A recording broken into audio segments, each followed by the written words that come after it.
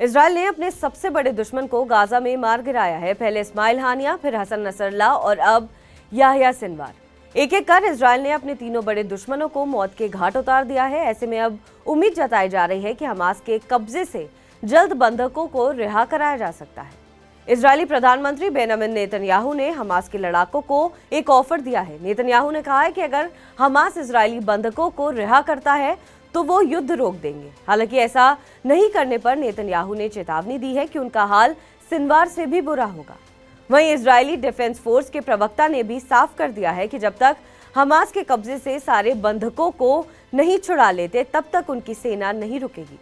उन्होंने कहा है कि सिनवार के मारे जाने से उनका काम खत्म नहीं हुआ है। जब तक वो सभी बंधकों को घर वापस नहीं ले आते तब तक गाजा में ऑपरेशन जारी रहेगा।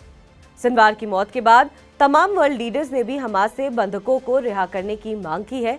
अमेरिकी राष्ट्रपति जो बाइडेन ने सिनवार के मारे जाने पर कहा कि ये दुनिया के लिए एक अच्छा दिन है।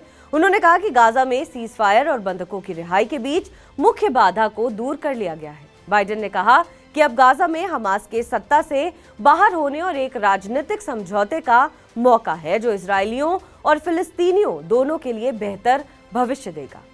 अमेरिका की उपराष्ट्रपति और डेमोक्रेटिक पार्टी की प्रेसिडेंट कैंडिडेट कमला हैरिस ने कहा कि ये गाजा में युद्ध खत्म करने का मौका है। उन्होंने कहा कि बंधकों की रिहाई इजरायल की सुरक्षा और गाजा के लोगों की पीड़ा को दूर करने के लिए इस युद्ध को खत्म किया जाना चाहिए।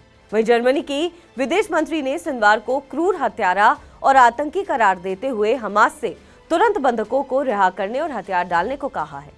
वहीं फ्रांस के राष्ट्रपति इमैनुअल मैक्रों ने भी सिनवार की मौत पर बयान दिया है। वहीं उन्होंने कहा कि 7 अक्टूबर को हुए बर्बर आतंकी हमले के लिए सिनवार ही जिम्मेदार था। उन्होंने हमास से सभी बंधकों को रिहा करने की मांग की है। दरअसल 7 अक्टूबर 2023 को हमास ने दक्षिणी इजरायल पर हमला किया था। हमास के लड़ाके पैराशूट और बाइक से इजरायली सीमा में घुस आए और ताबड़तोड़ फायरिंग की।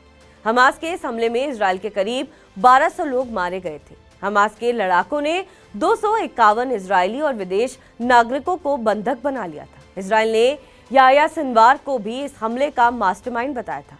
वहीं 8 अक्टूबर 2023 से ही इजरायल गाजा में हमास के खिलाफ युद्ध लड़ रहा है, लेकिन गाजा के स्वास्थ्य मंत्रालय के डेटा के मुताबिक इजरायली हमलों में अब तक 42,000 से अधिक लोग मारे जा चुके हैं। वहीं हमास के कब्जे में अब भी करीब 101 बंधक मौजूद हैं। इनमें से 34 बंधक मारे जा चुके हैं। वहीं बीते कुछ दिनों में बंधकों की रिहाई और गाजा में युद्ध विराम डील को लेकर इजरायल पर लगातार दबाव बढ़ता जा रहा था। वहीं नेतन्याहू ने साफ कर दिया था कि वो हमास का पूरी तरह खात्मा करके ही रुकेंगे। अब जबकि 3 महीने के अंदर इजरायल ने अपने 3 बड़े दुश्मनों को मार गिराया है, ऐसे में उम्मीद जताई जा रही है कि बंधकों की रिहाई के साथ गाजा में युद्ध विराम हो सकता है। बहरहाल इस खबर पर आपका क्या कुछ कहना है, हमें कमेंट करके जरूर बताएं। बाकी देश और विदेश की तमाम बड़ी खबरों के लिए आप देखते रहे TV9 डिजिटल।